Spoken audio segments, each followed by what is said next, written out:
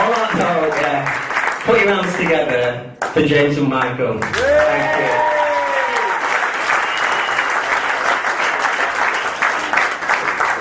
I'd like to say thanks. Whoa, hang on. I've got a list here from the family of the bride. There are a few things you're not mentioning in this speech. 1. No jokes about the Scottish being tight, or we would have been at the Marriott Hotel.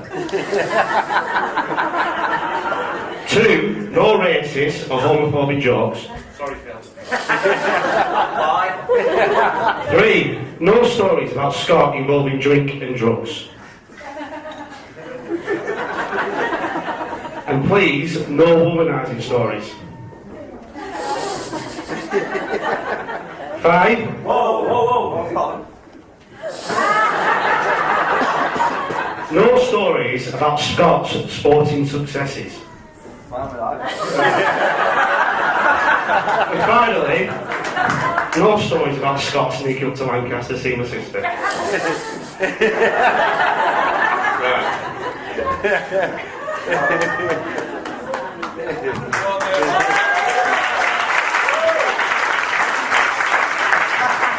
Obviously, I don't know what we're going to do.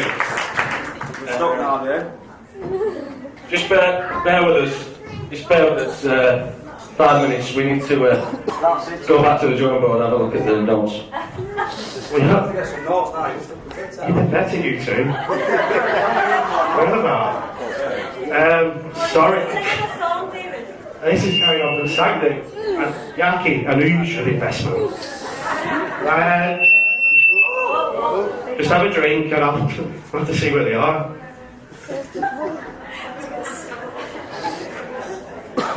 Is this part of it? You know what they got?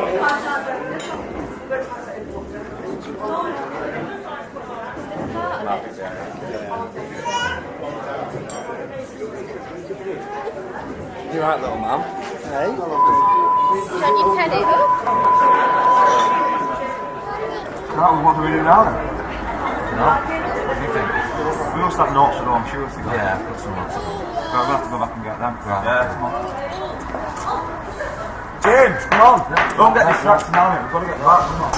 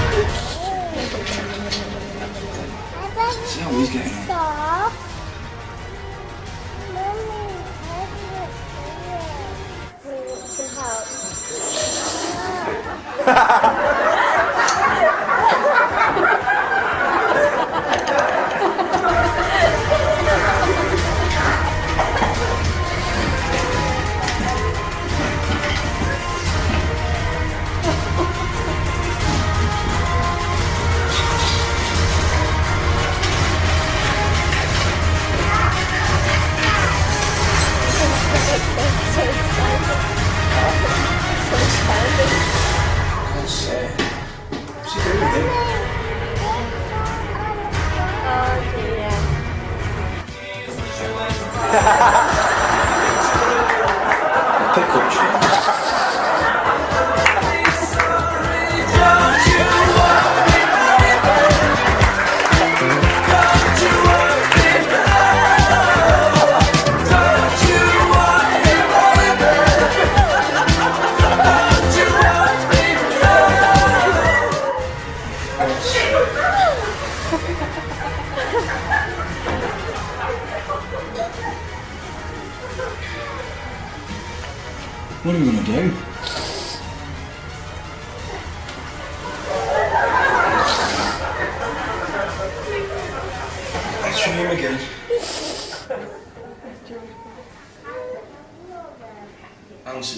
illusions.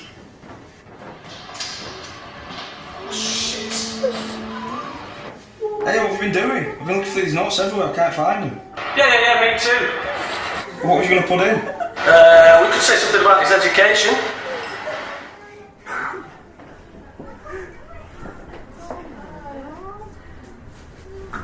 So this is where little Scotty started his education at Eldon Primary School.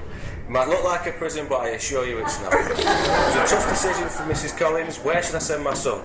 Should I send him to a boot camp, which was toyed with? But in the end, she decided to go with the one which was, in effect, closest. So, he started here, settled into primary school life really well. And it wasn't too long before he started excelling in classes, which was a mystery to everybody here. But nevertheless, Scott honed his skills in maths in particular, which led him on in later life to be such a good gambler and a statistician at fantasy football. Still haven't won though, have you, Scott? So, it was here in 1984 where he began his educational journey. And it was from this point forward that he moved on and he did well at school. So well, in fact, that King Edward's came calling for him. King Edward's being an educational, one of the Northern England's educational finest institutes, and they wanted Scott because he was so intelligent.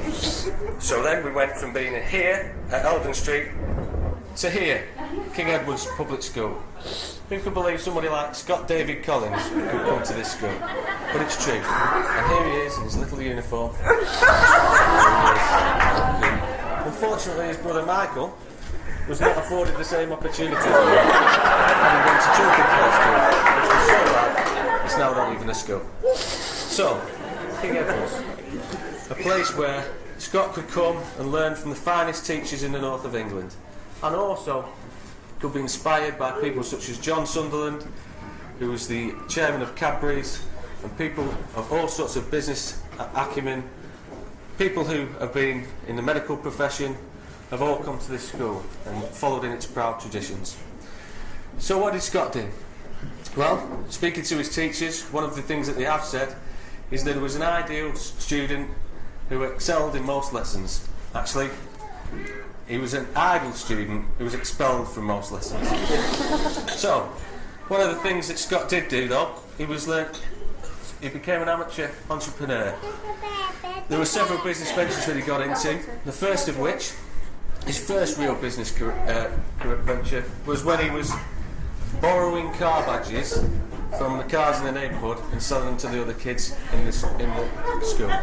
This of course did not go down well with the school, but Scott was delighted as he was spending most of his money in the truck shop. This was one of many business ventures Scott has taken on over the years. One such that you remember will be the Portsmouth wallet incident, which was when, as some of you will still have these wallets, he was selling Portsmouth wallets to his friends, which he purchased from the internet. This was so bad that eventually Portsmouth itself threatened him with legal action. But it didn't stop there. And by far his biggest venture was when he decided he was going to enter the jelly business. Now, the jelly business was, to be said, a roaring success, but it was propped up solely by one customer. The whole business was surrounded by a repeat customer who couldn't stop coming back for more. Thank you very much, Carl Rose. Here he was, entered as a boy, came out a young man. So what did this captain of industry do with his future? Having all that education in front of him, where did he end up? Well, after here, he went to Preston College, where I first met him. And after that, on to Manchester University, although only for a year, and he spent a lot of money getting in there. But where did it take him? Where did he end up? Where is this education taking his career? Shall we see? Here, James Osbar with Mike.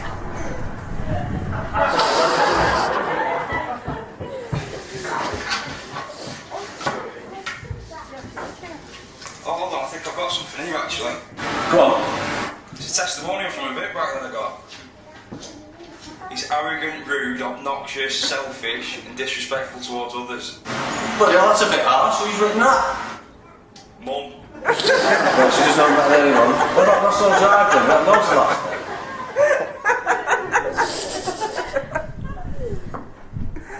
here we are, 12 Rossall Drive. This is where Scott and James spent many of the teenage and early 20s. Well, I was a wee whippersnapper. It was also the place where James nearly crushed Scott to death, outside in his self-proclaimed Ferrari. He was outside in what he thought was a tight space. Scott decided to get out and take the mick. He got behind the car and give it, come on, come on, how much room do you want, come on. Next minute, he got back in the car, I was sat in the back laughing my head off. It was also the place one night me, Scott and James had a chippy tea.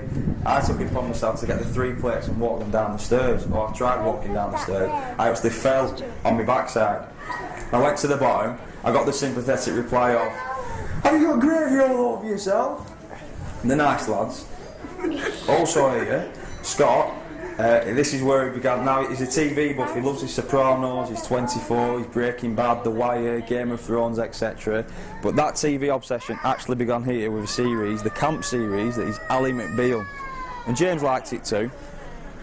It's not always what he wanted to be a TV buff for. He had high ambitions and aspirations of being a singer-songwriter. He was going to be the singer while James was the lead guitarist, but they were both really bad. You were bad, Scott. He'd actually spend time sat in the front room, on the floor in the front room, reciting the dictionary, picking out names of what his band could actually be called. The name he actually plumped for was Swagger. He thought he was quite cool. Again, you weren't cool, Scott. Also, one time I was doing about 12 years old. He sat there in the bedroom. He said, "Mate, I've written a song." I'm like, "Go on, what is it?" He went, I can't sing it to you now." I'm like, "Why?" He went, "You can't look at me." I'm like, "What do you mean I can't look at you?" He went, "Well, it's actually not my song," and I'm a bit nervous. I'm like, "All right, what do you want me to do?" He went, "Get on top bunk." So I got on the top bunk and he started singing a Travis song with the chorus changed a bit. I'm like, "Scott, it's really good. That's really good. You've actually not written your own song at all." Rossall Drive. We had loads of laughs there. What can we put in? Because we could have talked about the time when you threw the mattress down every weekend. We can't do that, can we? We can't speak about women. Yeah, well, it's also a shame because we could have talked about when you got ready for school at 7:30 at night when EastEnders was on. I mean, how well funny. Do you remember that time at Rossall Drive when you opened the washing machine, you saw yourself and you flooded the house? Well, what about the time when you made a CD with 5,000 songs on it? That was Frankie. Come on, you must have some stories about holidays or something. Yeah, holidays, yeah. Here I am, stood outside any old random travel agent. The point of this is that anybody who knows Scott knows he loves a good holiday. Fact is that Scott loves a good holiday with the lads. Sorry, Lorna. But this all started way back in 1996 when our first lads' holiday was to Newquay. Scott, as ever, wanted to arrange the whole thing, and so he did. And he booked. As he told me about the booking, I was thrilled when he suggested that the tent that we were going to have, the 6-man tent, when he described it was like a mansion. Rooms separated off, toilets in the corner, places to hang your clothes up that were like inbuilt wardrobes. So there we went, on the way down there, and Scott's bright idea was that we would go a day early. The point being that we could hook up with a load of girls the night before, and then the day after we would move into our tent. Unfortunately, the 6 unwitting souls who trusted Scott on this venture ended up down at Newquay with nowhere to stay and nothing to do. So we ended up spending the whole night on the caravan floor of a load of lads from Manchester who were eyeing us up for our property. Still, that was Newquay. The following day, we moved into our 6-berth tent. Nothing is described, just a big tent with 6 beds next to each other, which was covered in stains which were questionable. The main point about this though was, and what really pleased me was, before you went to sleep you had to wear every item of clothing you ever owned in order to stay warm, and in the morning you were sweating cops. So it was a disaster. But did I learn the lesson? No, I didn't. When we went to Mexico, some 11 years later, once again, Scott relayed how he found a brilliant deal on the internet. Cheap price. I should say at this point, this was in the organising stages of the trip to Mexico, and there were several of us who booked on it. Unfortunately, not everybody made it. Rick and Frankie were coming until Adele and Louise put their foot down. However, Scott was relating how wonderful this place was going to be and how we got such a cheap deal on it. And I was thrilled, again. I was not so thrilled to discover that it was a swingers joint, and that everybody who was staying there was supposedly game for swinging. What I wasn't also particularly thrilled was, when I did suggest to Scott, who do you think you're going to be swinging with, and his response was, well, you. So, nevertheless, the 4.5 of us, half being you, Murray, went to Mexico and then and had a wonderful time and came back. I can't speak about Tenerife, but I recommend that you grab the other lads who were in Tenerife in the bar afterwards. It's worth a listen. What I would say is that it's customary for the best man to speak about the stag do, but in this case, I think pictures speak better than words.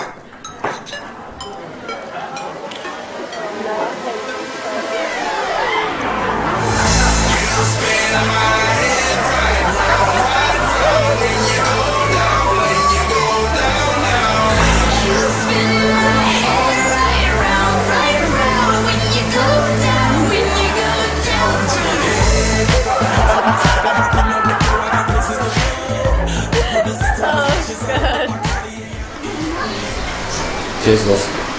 No, we can't do that. It brings up the womanising issue again. But what about Lorna then? So here we are in Lancaster. This is where Lorna went to university. Now a lot of people in the room are probably familiar with the building that we're approaching now. We're on Ridge Lane. This is where Lorna and a lot of her closest friends spent.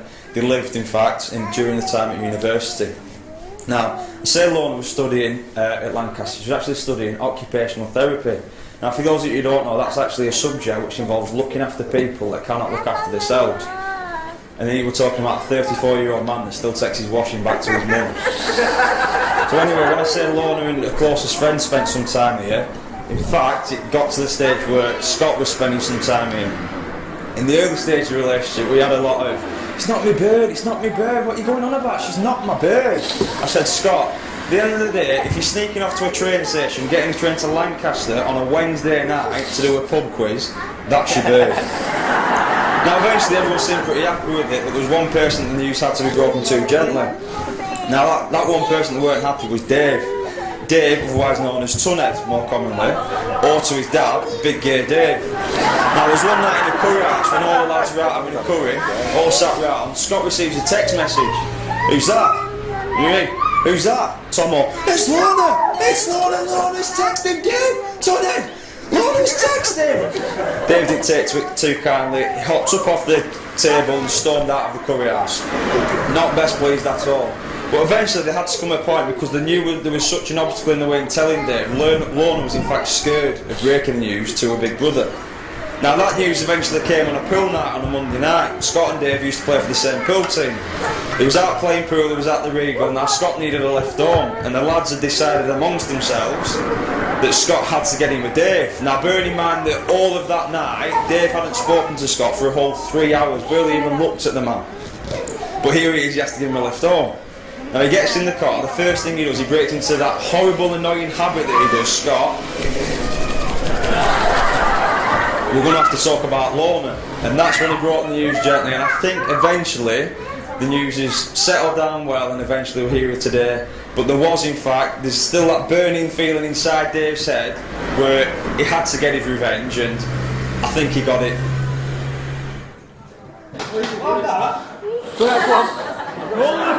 Sorry, you were going up to Lancaster, Martin.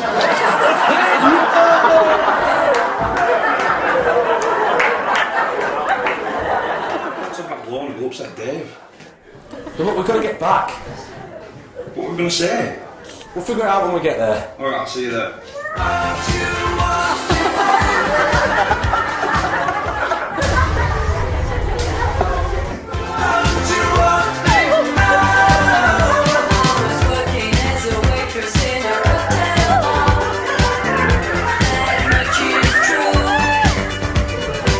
James, come on!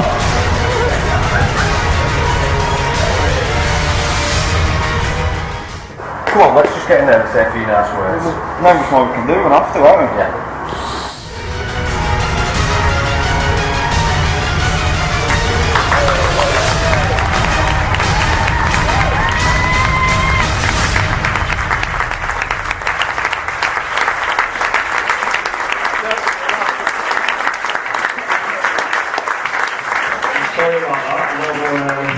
Dave's the right spanner in the works there. I don't know what I'm going to do, but as James suggested, I suppose I'm going to say a few nice words. First and foremost, before anything though, as you can imagine, me and James with a video camera, we could never come up with anything like that. Can you imagine a couple of eggs holding a video camera? We would never come up with anything like that now. There's one person I thank in particular. As you can see, we went here, there and everywhere to film the film, but there was one person who couldn't have done it with that. He was up day and night recording it, and there's a special thanks to your cameraman today, Chris.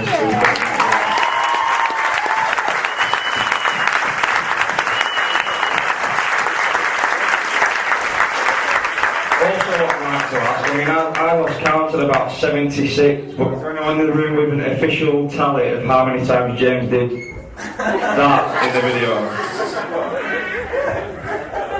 Anyway, no, I think the thing that we missed out of the footage was it's customary for the best man, or best men as it is, to explain how honoured and how proud they are to hold the position of best man. Now, I remember the day that Scott asked me, that day fell before the birth of my child, William now. But at that point, before the point of my birth of my child,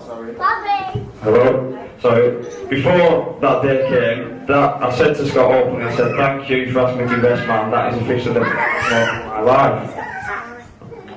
That was effectively the proudest moment of my life, Now, a lot of you might think that's a bit of an overreaction. Well, there's one thing being honoured, but then to say that it's the proudest moment of your life is quite a bit of an exaggeration, if you will. But when you consider the fact that the person that asked me is throughout my 26 years of my life, there's not been one person who I looked up to as much, loved, admired, or essentially in the young years aspired to be. So when I found out that that person had the mutual respect for me to ask me, it was absolutely massive.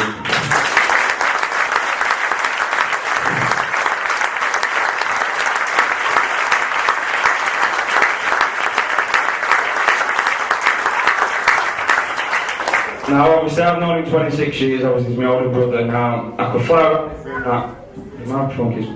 Like I said, I could fly around this ain't even part of the act, honestly. Like I said, I could go around this room, person after person, and say, how would you describe Scott?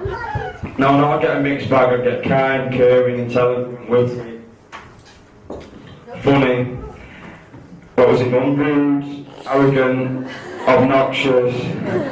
And then if you were to ask me, I'd probably chuck all of them things in as well, including the rude, arrogant, obnoxious, selfish, and all that. But if I had to define in one thing what Scott was to me, you know, yeah, he's my best mate, but the best way that I can describe him purely is he's been faithful to me. Sorry, I don't know if you missed that, but he's been everything to me. Can you I'm not even touching him. Like I said, I don't know if you missed that, just to the point was he's been everything to me, kind, caring, considerate, but the only way I can epitomise what he's been to me is a big brother. He means absolutely everything to me.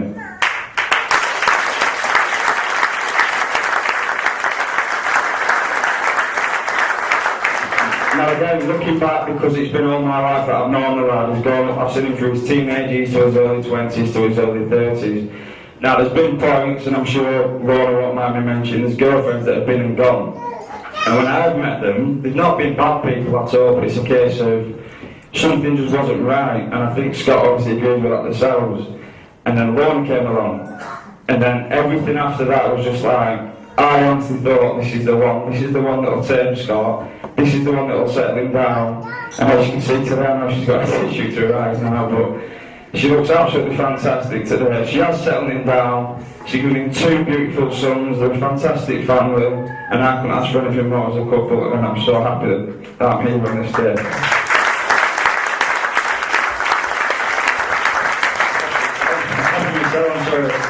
Yeah, well, that's all the kind words that I'd like to say. Thank you for your time. We're a lovely room. There's some great people around this room, but now it's time for Eddie. Well, I don't know how I'm going to follow that, but I'll just say something briefly, because obviously we've gone on way too long as it goes anyway, especially after that. What have you got this week? Right, what are we on? 25, 22. Right, I'll be in 2 minutes. I'd just like to say that, very, very briefly really, that I think one of the things I've always said is that a wedding is a really good place for a proposal, Wouldn't you agree, Frankie? Come on, lad. Last man standing. A couple of other things I'd like to say. Michael talks very fondly of Scott, so I won't make him feel any bigger than he already does. What I want to say is Barbie's going down. You're right. yeah, I think that sums it up, really. So what I would say is that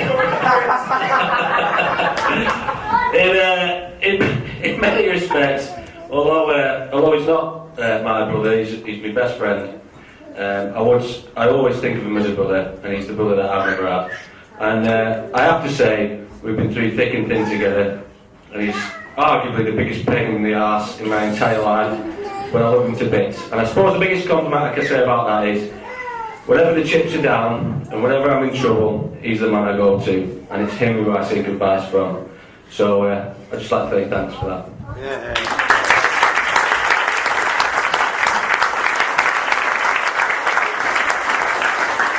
And I've got to say something about his beautiful bride, who's become a wonderful friend to my fiancée, and I don't know what you did with me. Nevertheless, fantastic today, and all that's left to do is for me to say, and I know it's been done before, but nevertheless, to my best friend and his beautiful wife Lorna, the bride and groom.